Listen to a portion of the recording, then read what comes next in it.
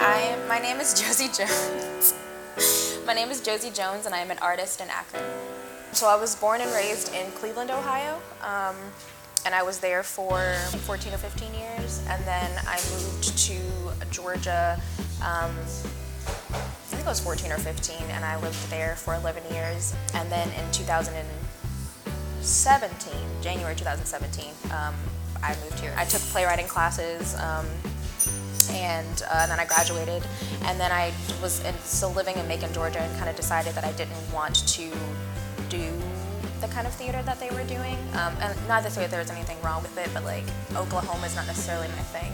I learned about site-specific theater in one of my playwriting classes. It was really short, like maybe one lesson or something.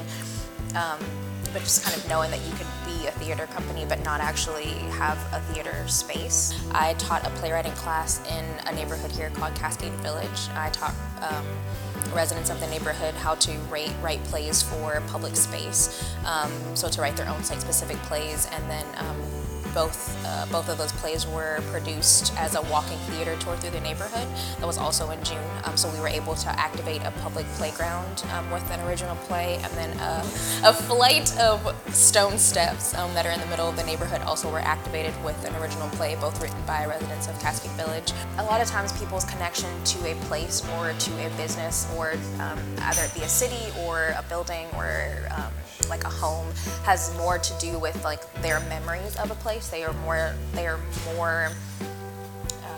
inclined to have some type of emotional connection if they have a memory that is attached to it. If you're including the community in an exhibition, they are more likely to come to your space. They're more likely to be invested in and what you're doing, as opposed to like, oh, this thing just kind of popped up and now I feel like the price of where I live is going to be increased. With, not for means, hey, do you want a mural here? Or hey, would you like a coffee shop here? Or if this was a part of it, would you like to actually work here? We're opening applications, and we are inviting people who actually live in the community to work there. So it's including people in the process of whatever that thing is, so that they have an investment in it, as opposed to doing it for them and then asking questions afterwards, like, well, why isn't anyone using this coffee shop? I could have gone into Cascade Village and written a play about that happens on a playground and then produced that play.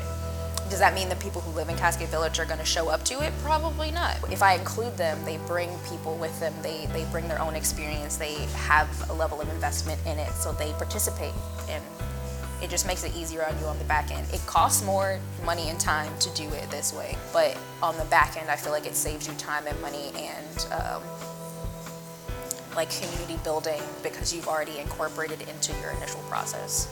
I think the hardest thing about being an artist in Akron is that it's hard to make a living. If I was an engineer, you would not ask me to work for exposure. We're not teaching, nor are we giving artists the opportunity to actually make a living off of what actually makes a city cool. Like, people don't stay in a city because there are a bunch of lawyers or that the plumbing is great. You go because there's a museum that is an interactive thing that you can do, or there are nightclubs, or there are a bunch of coffee shops, or there's a cool side of town that you want to visit and shop. Like, artists make it so those things are possible, so that your city can be a tourist attraction, so people actually want to be there and want to live there and want to spend their money there. And I feel like that's a part of what drives an economy for a city, but artists aren't treated that way.